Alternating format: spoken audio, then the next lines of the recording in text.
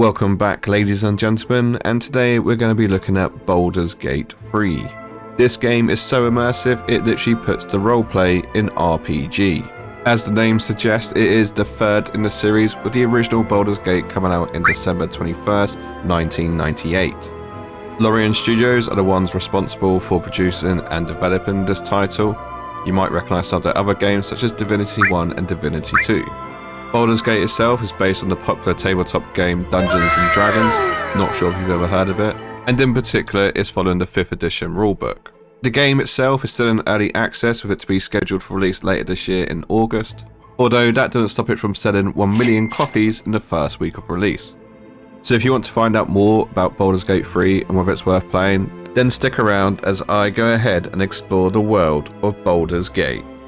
Okay, full disclosure, I have never played Dungeons and Dragons before. I mean, yes, I know what it is, and that's mainly through pop culture reference and TV, in particular Stranger Things and Community, so I apologise in advance if I get any terminology wrong. But anyway, we'll go back to the video. I just felt like it was right for me to be honest and upfront with you. Smash that like button if you like people who tell the truth, am I right? Okay, let's jump into it. So first off, let's talk about the gameplay. Unlike its predecessors, it uses a turn-based combat system, which means it's more like a classic roleplay game. So, if like me and you enjoyed the combat in Final Fantasy before it turned all catgirl rave, then you should enjoy the combat in Baldur's Gate 3. Each player gets a chance to do 3 actions. This includes moving, casting an ability, and then doing a special ability such as a shove or a throw. If you want some, I'll give it you. There are no load screens between combat, it's simply a case of walking into an area and then picking a fight. Even though it is turn-based, it doesn't feel clunky or slow. It's very straightforward and easy to pick up, with the only frustration coming when playing co-op and the other person forgets to end their turn. And yes, you heard me correctly, it has multiplayer and you can play with up to 3 other friends. The world feels very immersive and interactable, which can actually be quite distracting for a loot goblin like myself. Ooh, a piece of candy. Ooh, a piece of candy. Ooh, a piece of candy. There's a lot of stuff in the environment which you can interact with, which might help you or just kill you. Do here, where's my bow boy? Careful, I bite. Yeah, oh, okay. Don't come out of biting, just... Oh, for fuck's sake. One thing that really impressed me is that every action has a reaction. And sometimes that reaction is, you know, maybe making out with some weird alien space creature. Yes, I know it's a mind flayer, I'm just trying to please the people who don't understand Dungeons and Dragons. Which, spoiler alert, is not a good idea, because I found out the hard way that it basically ended my game and I had to load a save quite far back. You're perfectly happy. Why do you just watch? No! I mean, the review I'm going to write about this game is going to be so brutal. So brutal. In terms of the story and lore, it's actually quite engaging. The voice acting is very well done and it helps bring the other companions to life. What happened to our gift friend? You might want to reconsider calling her a friend. Looks like she ran off without us. What a bitch. But most importantly, the character customization is just on point. It is superb. There's plenty of classes to choose from and you can spec out as much as you want. There are certain aspects which are limited, but that looks to be due to the fact that it's early access and they're probably holding it back for the main game.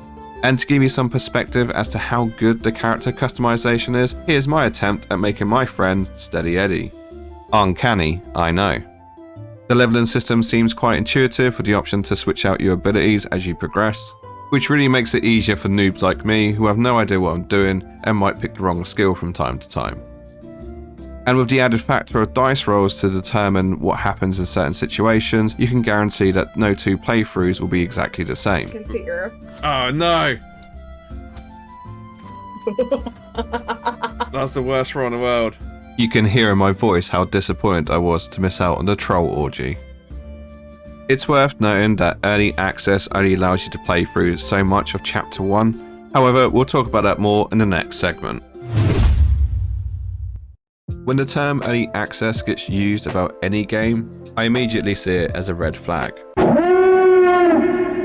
Before the announcement of the August 2023 launch, it had been in early access for 2 years. But to reiterate, it is coming out in August this year, so therefore not a scam. In order to get in early, you do have to buy the game at full retail price.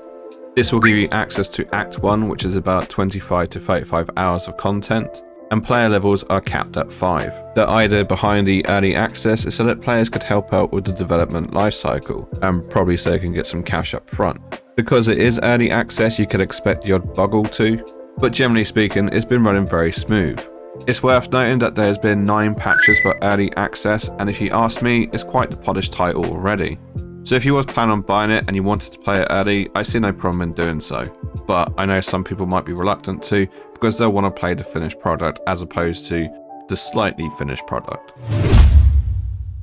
I wasn't too sure what to expect with the multiplayer. I thought it might be a bit long-winded, especially with it being turn-based. And I also assumed that all immersion would be lost because if you went off and spoke to different NPCs, it might ruin the proceedings of what's going on. But this isn't true. I was very pleasantly surprised. Baldur's Gate 3 allows you to freely roam around your area, interact with NPCs, and even listen to conversations that your companions might be having. It's worth noting that friendly fire is on, which is bound to cause a lot of trust issues. You can eavesdrop or listen in on your friend's conversation, and even vote on what option they should choose. Something that I was actually quite unhappy with is that loot is shared across all players, so when you do pick up loot, it's not just for you, your other friends can see what's in your bag. Which personally, as a self-confessed loot goblin, I'm not too happy with. I did all the work, I went round and rummaged through every single barrel, box and whatever else I could find. Why should they get what I have? But I get it, you're supposed to play together. I'm just very selfish. You also don't have to wait for your friends to be in combat. If you run off ahead and you get into trouble, you very much are in trouble and a lone wolf. If you start a game from fresh, you can have your friends join you on their own custom characters. You can't import characters into other people's saved games, which to be fair, you're likely to stick with the same people anyway when playing. You can create a public lobby and have random people join you at will. It's worth noting there's no inbuilt voice chat, so you would have to rely on text chat, but from my experience, people don't want you just to randomly join their lobby, they'll just kick you. I mean, I was leaving anyway. In my opinion, I think the multiplayer is just outright brilliant and I really enjoyed it. This year, there's going to be a lot of competition when it comes to single-player games, and I honestly feel like Baldur's Gate 3 is going to be a top contender and worth a purchase. I think the fact that it's the third one in the series might put people off because they might feel like they have to know the backstory in order to be able to enjoy it, which is totally not true. I had the same experience with The Witcher 3. I just jumped into it, played it, and absolutely loved it, without knowing any backstory whatsoever. And I feel like you could do the same with Baldur's Gate 3. With over 1 million copies sold already, you just know there's already a die-hard fan base who's going to love this title. Yes, the turn-based combat might put people off, but I think that's what gives the game its real charm. So to answer the question, should you play Baldur's Gate 3 in 2023? 100% yes, I'm playing it already and I'm loving it. And on that bombshell, I'll end the video. But if you have enjoyed watching, please leave a like, it really does help with the algorithm and helps me grow my channel. And of course, if you want to see more of my content, you can always subscribe. I'll leave a couple of videos on the screen now which you might enjoy, and hopefully I'll see you on the next one. Bye bye for now.